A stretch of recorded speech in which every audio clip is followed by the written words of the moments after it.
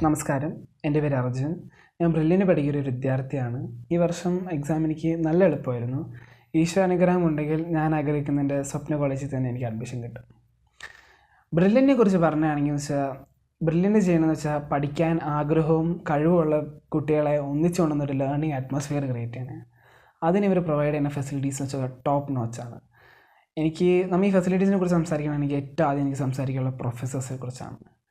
പ്രൊഫസേഴ്സാണ് brilliant ആക്കുന്നത്. ഇവിടുത്തെ ക്ലാസ്സുകളൊക്കെ നല്ല സുഖമാണ് മനസ്സിലാക്കിയെടുക്കാൻ. ക്ലാസ്സുകൾ കഴിഞ്ഞ് നമുക്ക് ഈ പ്രൊഫസറുടെ അടുത്ത് എന്ത് ഡൗട്ട് വേണമെന്ന് വെച്ചാൽ ചോദിക്കാം. അവർക്ക് ആവർത്തിച്ച് പറയാൻ ഒരു മടിയില്ല, നല്ല ഫ്രണ്ട്ലിയാണ്. പിന്നെ നമുക്ക് സംസാരിക്കാനുള്ളതെന്ന് വെച്ചാൽ നമ്മുടെ നോൺ ടീച്ചിങ് സ്റ്റാഫിനെ കുറിച്ചാണ്. നമുക്ക് എന്ത് പ്രശ്നം ഉണ്ടെങ്കിലും നമുക്ക് എഴുതുന്നത് പറയാം. ഇത് ക്ലാസ് ടീച്ചേഴ്സ് ആയാലും കോർഡിനേറ്റേഴ്സ് ആയാലും ഡയറക്ടേഴ്സ് ആയാലും. ഡയറക്ടേഴ്സിനെ കുറിച്ച് നല്ല വാക്കുകൾ പറഞ്ഞു തുടങ്ങിയാൽ തീരുമില്ല. അപ്പോൾ വളരെ സപ്പോർട്ടീവാണ് ഇവരൊക്കെ. പിന്നെ നമ്മുടെ ഹോസ്റ്റൽ ഫെസിലിറ്റീസ് ആയാലും ക്യാൻറ്റീൻ ആയാലും വളരെ നല്ലതാണ്. ഞങ്ങളുടെ ഹോസ്റ്റലിനെ കുറിച്ച് പറഞ്ഞു വെച്ചാൽ ഞങ്ങളുടെ ഹോസ്റ്റൽ ക്യാമ്പസിന് നല്ല അടുത്തായിരുന്നു. അപ്പോൾ എന്താവശ്യം വേണമെങ്കിലും നമുക്ക് പെട്ടെന്ന് ക്യാമ്പസിലോട്ട് പോകാമായിരുന്നു. ഇപ്പോൾ ഹോസ്റ്റൽ ദൂരെയുള്ളവർക്കെന്ന് പറഞ്ഞാൽ ബ്രില്യൻ്റ് ബസ് അറേഞ്ച് ചെയ്തിട്ടുണ്ട്. അത് എക്സാംസിനായാലും ക്ലാസ്സിനായാലും റെഫറൻസിനായാലും വരാൻ വേണ്ടി. റെഫറൻസിനെ കുറിച്ച് പറഞ്ഞാൽ റെഫറൻസ് എന്ന് വെച്ചാൽ ഹോസ്റ്റലിൽ ഒരു മുറിയിൽ അടഞ്ഞിരുന്ന് പഠിക്കാൻ ബുദ്ധിമുട്ടുള്ള പിള്ളേർക്ക് ക്യാമ്പസിൽ വരെ നിന്ന് പഠിക്കാം.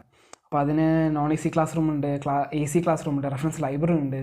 അപ്പോൾ അവിടെ ഇരുന്ന് പഠിക്കാം. അപ്പോൾ ബാക്കി പഠിക്കുന്ന കുട്ടികളെ കണ്ട് നമുക്കും പഠിക്കാനുള്ള ഊർജ്ജം വരും.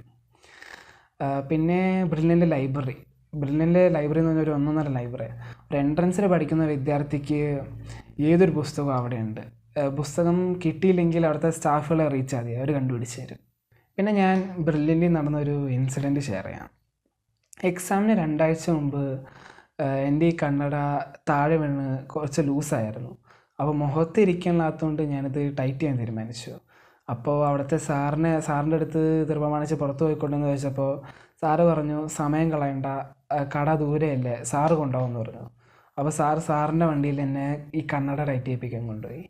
അപ്പോൾ ഇതിൽ നിന്ന് നമ്മൾ മനസ്സിലാക്കേണ്ടതെന്ന് വെച്ചാൽ ബ്രില്യൻ്റിലെ എല്ലാവരും ആഗ്രഹിക്കുന്നത് വെച്ചാൽ നമ്മുടെ സ്വപ്ന വിജയമാണ്. നമ്മുടെ വിജയമാണ് ഇവരുടെ വിജയം. അപ്പോൾ അതുകൊണ്ട് നമുക്കൊരു കാര്യം എന്തായാലും ഉറപ്പിച്ച് പറയാം, ആഗ്രഹവും ആവേശവും അറിവുമുള്ള ഏതൊരു വിദ്യാർത്ഥിക്കും ബ്രില്യൻ്റിൽ വെച്ച് എൻട്രൻസ് ക്രാക്ക് ചെയ്യാൻ പറ്റും. Thank you.